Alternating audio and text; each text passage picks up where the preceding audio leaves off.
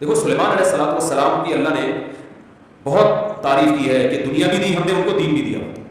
دین تو سارے پیغمبروں کو ملا، مگر سلیمان علیہ السلام کو جیسی دنیا ملی ایسی نہ ان سے پہلے کسی کو ملی نہ ان کے بعد کسی کو ملی. اتنی دنیا اللہ نے سلیمان علیہ السلام کو دی کہ سلیمان علیہ السلام نے اللہ سے دعا مانگی تھی، اللہ مجھے ایسی بادشاہت دے کہ میرے بعد کسی کو نہ ملے. تو بس یہ تو انتہا ہو گئی نا بھائی، قیامت تک کسی کو نہ ملے، ایسے پاکستان کے کسی صدر کو بھی نہ ملے، ایسی حکومت چاہیے، حکومت بنا کے اتنے وسائل چاہیے. تو اللہ نے سلیمان علیہ السلام کے ماتحت ہواؤں کو کر دیا، اور سمندر کے ہیرے جواہرات جو بھی قیمتی پتھر تھے وہ جنات نکال کے لاتے تھے، جنات کو تابع بنا دیا. اتنی زبردست حکومت. لیکن موت کا منظر بڑا عجیب. میں پہلے سوچتا تھا کہ اللہ تو نے سلیمان علیہ السلام کو اس طرح سے کیوں موت دی؟ لاٹھی ہاتھ میں اپنی شاہی کرسی پہ بیٹھے ہوئے اور جنات کے ذریعے تعمیرات کروا رہے ہیں عمارتوں کی، اور جنات بہت ٹینشن میں، کیونکہ جن کسی کے قابو، یہ جو عامل کہتے ہیں نا جن ہمارے قابو میں، اصل میں یہ جنات کے قابو میں ہوتے ہیں. جنات ان کا کان بڑھوتے ہیں، یہ منتر پڑھ چل، اب یہ کر. جن ان کے قابو میں نہیں ہوتے. وہ تو سلیمان علیہ السلام کا معجزہ تھا کہ جنات کو قابو میں لے لیا انہوں نے. یہ کہاں سے، یہ کیا ہے، کون سے کیوں قابو آئیں گے؟ جن بولے نا تم ہو کیا، تمہاری اوقات کیا ہے؟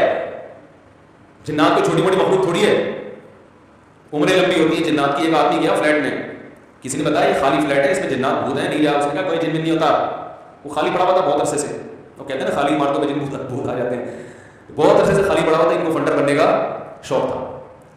لوگوں نے کہا بھائی نہیں جا، اس میں بھوت ہیں. اس نے کہا کوئی بھوت نہیں ہوتا. گیا دروازہ نوک کیا، آواز آئی کون؟ کہنے لگا میں فلاں صاحب ہوں، آپ یہاں رہ رہے ہیں، میں نے سنا یہاں جنات ہیں. دروازہ کھولیے. اس نے دروازہ کھولا، عجیب سی گول گول آنکھیں. کہا بھائی میں نے سنا یہاں جنات ہیں. کہہ رہے ہیں ایسی بکواس ہے، میں تو 500 سال سے رہ رہا ہوں، مجھے تو آج تک کوئی نظر نہیں آیا. میں تو 500 سال سے رہ رہا ہوں، مجھے تو ابھی تک کوئی نظر نہیں. یہ بے ہوش یہی چنتا ہوئی 500 سال سے انسان تو نہیں رہ سکتا. اچھا یہ عامل لوگ نا یہاں بیوقوف بناتے ہیں. ہم نے صحابی جن کو دیکھا ہے، کیونکہ جب یہ سنتے ہیں نا کہ جنات کی عمریں لمبی، تو 1400 سال پرانا جن بھی نکال کے لے آئیں گے. یہ الو بنانے کے علاوہ کچھ بھی نہیں ہے. صحابی جن کو دیکھا ہم نے، تابعی جن کو دیکھا ہم نے، اس جن کو دیکھا جس نے حضرت علی کی صحبت اٹھائی، سب بکواس کرتے ہیں. اور بعض ہمارے نیک لوگ بھی ان سے متاثر ہو جاتے ہیں، بڑے علماء بھی بعض ان سے متاثر ہو جاتے ہیں. ہمارے ہاں کسی چیز سے متاثر ہونے کے لیے بس اتنا کافی ہے کہ امکان کے درجے میں صحیح ہو. جیسے آپ کسی کو یہ بتا دیں نا کہ یہ کھانے سے یہ ہوتا ہے، تو امکان تو ہے نا کہ ہو سکتا ہوتا ہو. ریسرچ ہے، ریسرچ نہیں، تو امکان کافی ہوتا ہے ہمارے یہاں. حالانکہ کسی بھی دعوے کے لیے امکان، بھائی میں دعویٰ کروں اس کتنے میں 1 لاکھ روپے لیے ہیں، اگلا کہہ رہا ہے کیا دلیل ہے؟ میں کہتا ہوں ممکن تو ہے نا کہ تم نے لیے ہو، تو اس سے دلیل، اتنی دلیل کافی ہوگی. اور بھائی امکان کافی نہیں ہے، گواہوں سے ثابت کرو گے لیے، یا تو یہ اقرار کرے یا گواہوں سے ثابت کرو.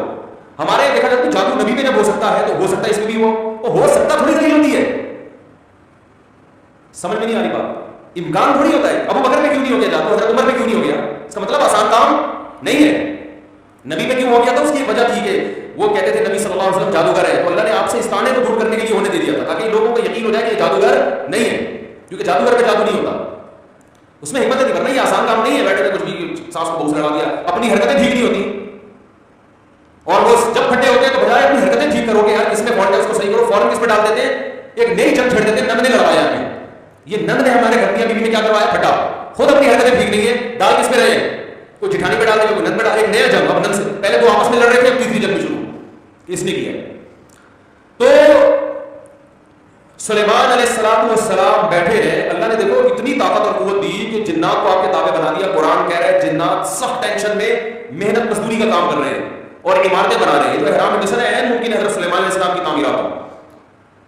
اتنی ٹینشن میں جنات، اور ادھر سلیمان علیہ السلام ایسے عصا ہاتھ میں لے کے بیٹھے ہوئے.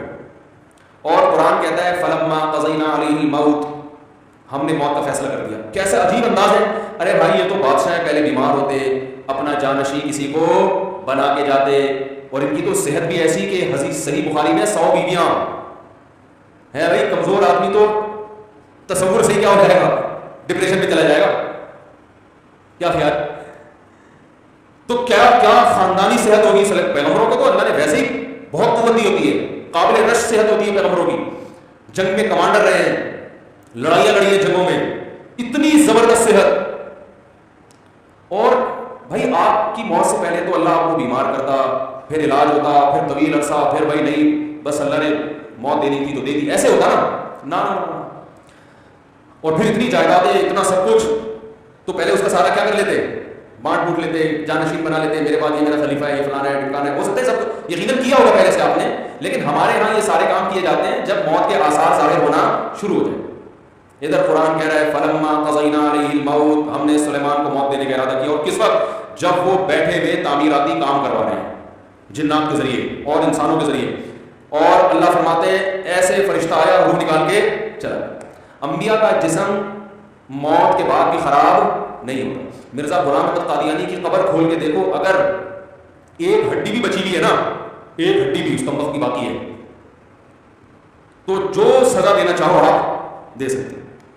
سمجھ رہے ہو, نبی کی کا جسم کبھی بھی خراب نہیں. قادیانی سے کہو اس کی قبر کھول کے دنیا کو دکھا دو, بس انبیاء کا جسم خراب نہیں ہوتا. تو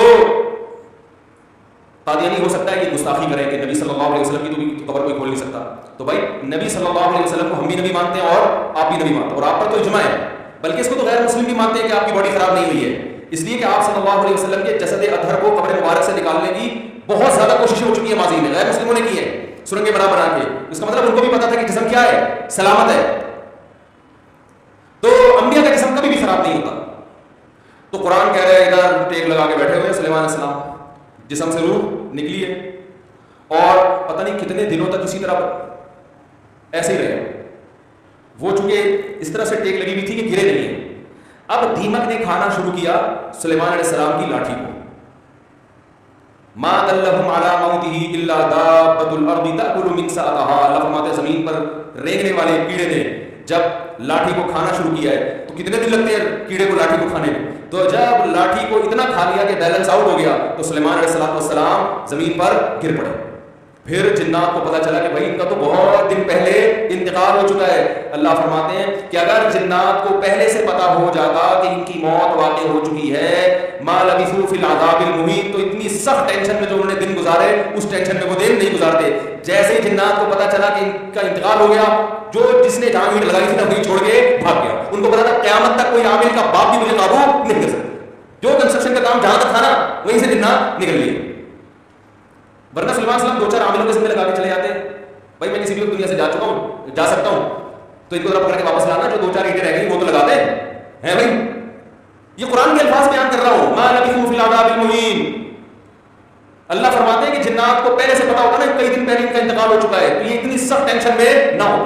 وہ تو یہ دیکھ رہے ہیں ہماری نگرانی کر رہے ہیں ایسے, کیونکہ چہرہ بھی بالکل اسی طرح, چہرے پہ رونق اسی طرح جیسے زندگی کے آثار ہوتے ہیں, بالکل وہی